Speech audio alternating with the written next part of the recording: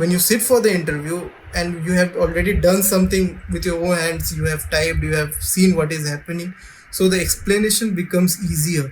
It sounds more natural, and that's what the interviewer is looking for. I mean, they are not there to reject us, they are there to select us. They are giving their time. I was into SSB Service Selection Board, you know for Indian Army and Navy. You see over there, you might see a photo over there, that's for Indian Navy. Yes. So that was my dream. Excellent. Yeah. So I reached in the last round and I couldn't crack the last, that is called the conference. So it was like that. Then IT happened because I had to get something out of my engineering days. So I had to get a job. So that's how I entered into IT. And Hey folks, welcome to Trendy Tech. This is Mansa Nagraj. I hope you're all doing great and having loads of fun working on really challenging projects in your current organization. Well, if you aren't, then let's explore on the opportunities that can lead you to a successful career in the most in-demand data domain. So these podcasts are developed with an intention to create awareness of the data engineering domain, the importance and the future of data engineers, and what they really get to earn as a data engineer. If you are one among those engineering grads who have got to work on projects that kind of really didn't appeal to you, and now looking forward to transition into a domain where you get to work with some of the finest companies on challenging projects and get paid heavily, then this podcast is for you. Today we will be in conversation with Aman. His story is simple but yet relatable to a lot of you audience out there. He started off his career with Cognizant as a program analyst and now working in HashedIn by Deloitte as a data engineer. It's quite a journey in itself. So let's listen to his story through his own words. A very warm welcome, Aman. I'm really happy to have you on the podcast today. Thank you so much for joining in. And I would look forward for a very fruitful conversation that will be helpful for a lot of audience out here. Without further ado, Aman, I would request you to introduce yourself and throw some light on your professional experience to the audience out here. yeah, sure, Manu. So first of all, thanks for having me over here and making me a part of this podcast. So, Manasa, I started my career back in 2019 November, right after my college year, and I joined Cognizant as a programmer analyst trainee. So, what happens in Cognizant is, when you join as a trainee, they train you in certain domains or certain, fields as per the requirement. And I was, lucky enough, I would say, I got into this big data domain. So when I entered this big data domain, they gave me a training of around 2.5 months, and directly into a project that is also for big data. So that's how my journey started into like my career, my work life, my professional life. Everything started as a big data engineer, and I had a fair bit of exposure over there. And after that, around 2022 January, I decided like, okay, fine, I've got a good amount of experience, and I had few doubts. Something was missing somewhere. So I thought, okay, I need something which would help me to increase my knowledge in this field. And that's where this course popped up. Took the course. This course gave me the confidence, to appear for the interviews, sit for the interviews, and finally, as of now, I am at HashedIn by Deloitte, working as a data engineer, and yeah, it's good over here. Yeah, that is good. Excellent, Aman. That's really interesting. So you got a chance to start your career off with big data as well. Yeah. But prior to that, you were working as a software engineer in Cognizant, right? No, I got hired as a programmer analyst trainee, and Programmer analyst, yeah, okay. and they gave me a domain of data engineering, like big Okay. data training domain, and from there onwards they pick you up Okay. in projects which are allocated in a certain way, like as per the requirements. So was there any, I mean, I do understand that you were put into this domain in Cognizant, but I mean, I just want to understand from your end, what made you to choose data engineering as your career option? Because a lot of people get confused. They see the hype around it, and they really want to understand, is there scope in the future for a data engineer? That's what I wanted to understand from your Yeah. experience. So I would say, in my case, I would say it was more of like I got into it, and then I am from a background which is non-IT. So what happens is, getting into data engineering is fair bit easier compared to being an HDE and all. But it was not the hype. It was not that there will be packages will be huge or something like that. It was more of like this tech really encouraged me, or you can say it was very much, it pulled me towards it, I would say, or it was something like that where I felt like, okay, this is something which I am feeling interested into, and I should give it a try. And once I started it, I really felt like, yeah, this is something where I can, make a career out of it, and learn a lot of things, explore a lot of aspects of it, and this is something which is growing. So you never run out of opportunities in this field. I mean, if you put a profile in a Naukri, where you will design profile in Naukri, you would be like bombarded with calls. Trust me, I was indeed. And Okay. so that's the thing. The hype is the secondary thing, but the kind of work, the kind of things that we do in this field is something that is really satisfying. Yeah. Okay. So some kind of like challenging tasks that you get to work on, and it kind of interested you over time, I suppose. Yeah, That's what. exactly. Over time, it really did interest me a lot, and that's the reason. Like, as of like today morning itself, I was going through the Spark lecture, 13th and 14th one from Sumit Sir on optimization. So that will be helping me in the coming week. So that's how it is going. Yeah. Excellent. Right. So, Aman, that was really helpful, whatever you gave insights on that particular question there. As everyone is aware of, big data is a really vast domain, right? And a lot of resources are available online over the internet that could kind of sometimes confuse the people who are just getting started, or sometimes even the people who have got experience and working in big data. They are kind of confused as to which technology to focus on, because it is a vast domain. So, what would you advise? What was your preparation strategies for this role through your experiences that you have had over the years? Yeah. So basically, yeah, this is something that is flourishing at an exponential rate. This big data domain, and you will find that there are a lot of content on YouTube, on Udemy, or everywhere. Like, you will see a lot of post blogs written on it. But uh, you know, uh, these contents that I'm talking of, they are not in a proper curated way. Like, suppose there is a certain way, or in a certain there is a flow chart. Like, if this comes first, this is the one that should come second, third, fourth. So this builds up the logic, this builds up the core. Like, it will give the sense of what I am doing, why I am doing, and how should I take the most optimized approach to it.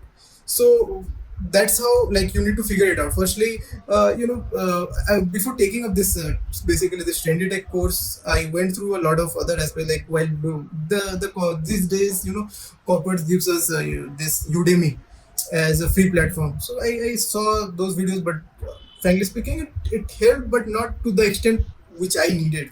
So going through various LinkedIn posts, and then I ran into this Sumit Sir's one of the free webinars that he has frequently, where everyone can join in, and that's where this thing, like, yeah, this person, whatever he's saying, it is making sense to me, and this is something that can give me what I need in my day to day working. It's not just about making it to or getting a better opportunity outside. It's about surviving in the place where you are, or where you want to go. Like, survival is the main thing, right?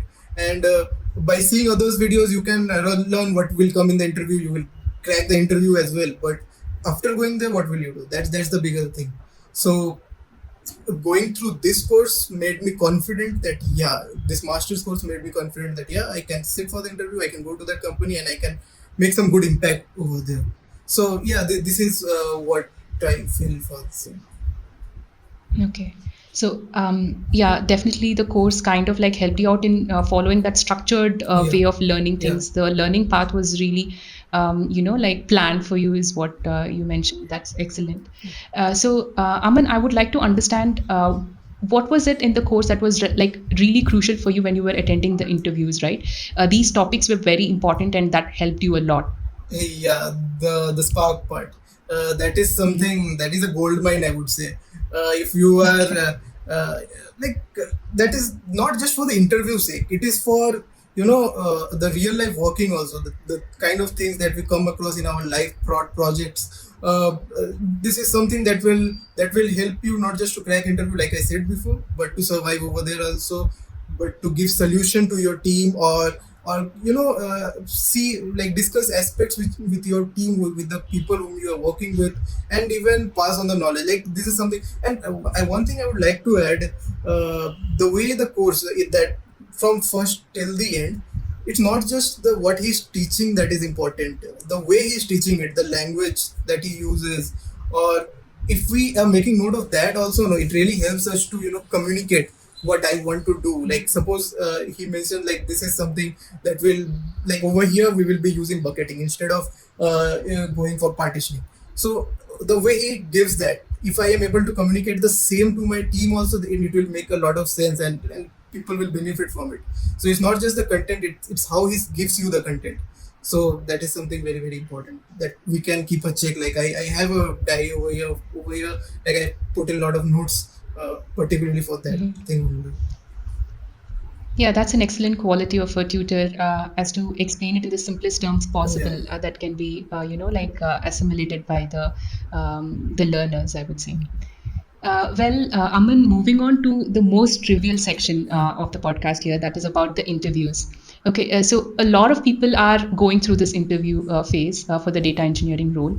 So if you could please share your interview experience, your preparation strategies as well, that will be really helpful. Yeah, sure. So first thing first is the CV. On 8th of Jan, I guess I joined this course, and around the second day or the third day, there was a session by you about the CV preparation, and about the keywords, keeping it short and simple, to the point, crunch, and how to optimize your Naukri profile. So that is something that is the first thing that we want to do. Like before that preparation is required, but this is something that we will be placing it into Naukri, and then we will wait for the time. And meanwhile, what I did, or what we should do is,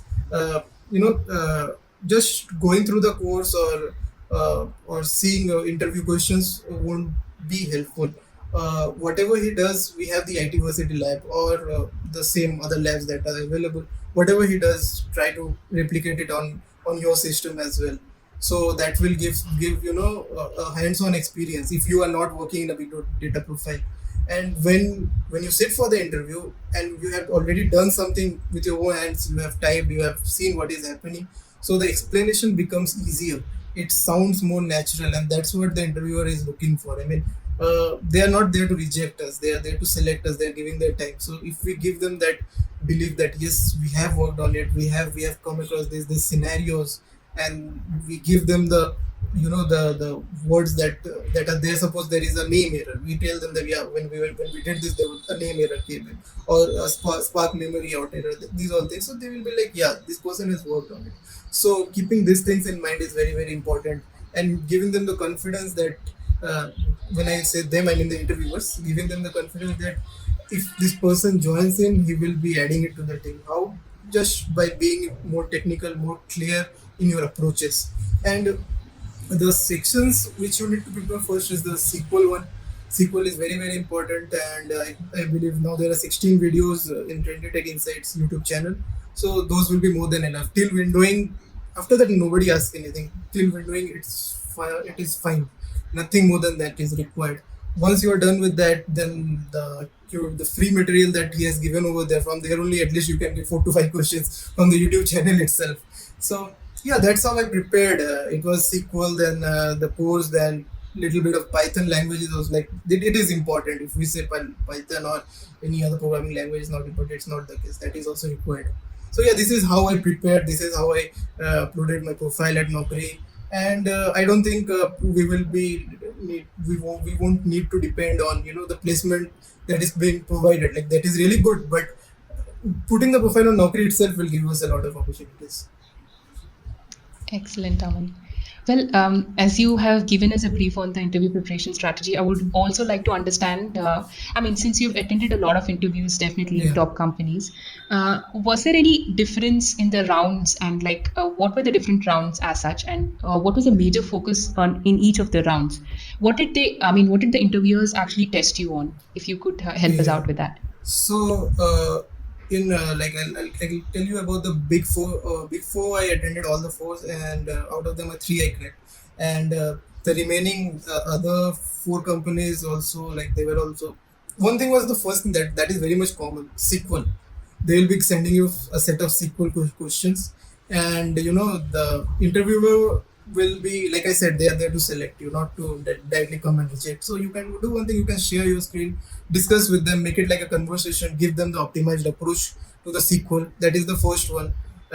Once the SQL is done, this is the common aspect of all the interviews. Like 14 I attended, all 14 had this.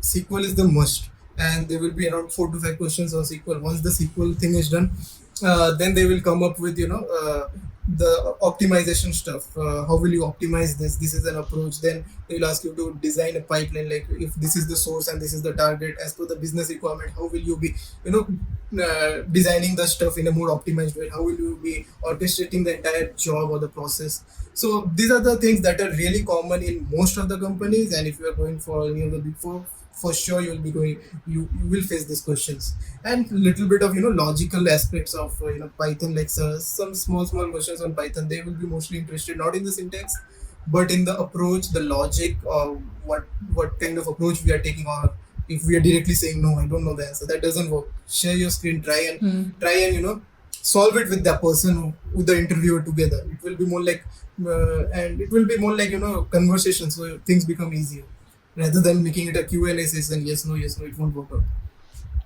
Yes, definitely. I agree on that. It should be you should be driving the interview, definitely. That's there.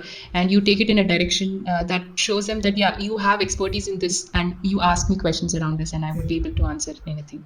So that's nice, Aman. The next thing I would like to know is definitely the challenges that you kind of ran into during your journey as a data engineer. Not only with respect to the interviews, but overall, like what were the challenges that you faced in order to enter into the data engineering domain? So Manasa, frankly speaking, I was not preparing or doing anything like during my college days to be into IT. I was into SSB Service Selection Board, for Indian Army and Navy. You see over there, you might see a photo over there. That's for Indian Navy. Yes. So that was my dream. Yeah. Yeah. So I reached in the last round and I couldn't crack the last. That is called the conference. So it was like that. Then IT happened because I had to get something out of my engineering days. So I had to get a job. So that's how I entered into IT. And the first challenge was to learn, to learn how to code, to learn how to, I heard about SQL and all, but it was never like it was that powerful that it can do something like that. So you need to have the will to, if you are entering somewhere, you need to have the will to be able to learn, grasp new thing, and everything is possible after that. Being consistent will make you do wonders. Like Sumit Sir says, if you are consistent with my course, you can do wonders. So that's the thing. If you are consistent with putting in the efforts, SQL and the way the course is curated, even he in the free webinars also he has jotted down the points, like this is how you take the approach. It's not that you come and take my course. This is how you take the approach, and trust me, you will be a good data engineer. So you go through that. If it really appeals, you enroll to the course, and the difficulties will decrease day by day as the course will progress, or as you put in efforts. Like for my case, I started doing small Python projects. Then there is a SQL, some 𝗏𝗏.com, where you get SQL questions where you can just solve them on a regular basis. So once you start doing that and being consistent, there will be problems, there will be scenarios, but you will definitely overcome it. And after all, like as a developer, we all know Stack Overflow is always there to help us. So that is also there. Yeah, this is how, like, challenges will come. Just don't give up. We have to face it.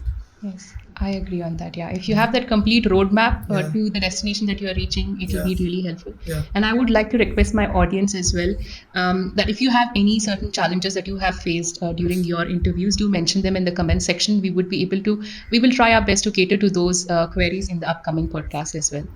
Aman, finally, the last but not the least question regarding what do you think would be the average, since you have already given and gone through a lot of interview process, what is an average compensation offered for a data engineer as of today? As of today, I would say 15 is an average. Like, you are definitely going to get 15, 16. And like I managed to reach till 20 with how much? 2 years, 4 months of experience.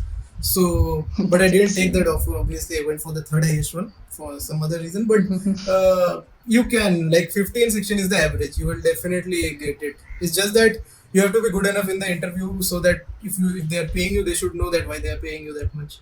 So yeah, definitely there are a lot of scopes, and if you are going to certain, like, big companies, then the margin will increase even more. So yeah, that is what Manasa. Definitely agree on that. Thank you so much, Aman. And finally, I would like to request you for quick 3 tips from your end for the big data aspirants out there. What would your advice be for them? The 3 tips, right? The 3 tips that I would like to give to anyone who wants to come to this field. The first one would be learning SQL. That is very much important.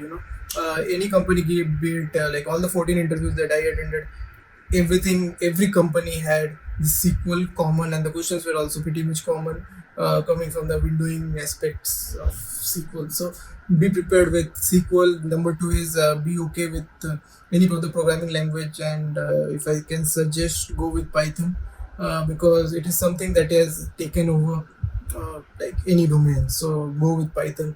And number three, the third one will be, make the basics clear, like starting from Hadoop ecosystem, how MapReduce works. Don't skip MapReduce. There will be questions. So people might say MapReduce is gone, it's old. No, nothing like that. It is there. People will be asking you questions on it, just to understand how much in depth are you aware of this ecosystem. Understand the Spark architecture, the different optimizing techniques, and the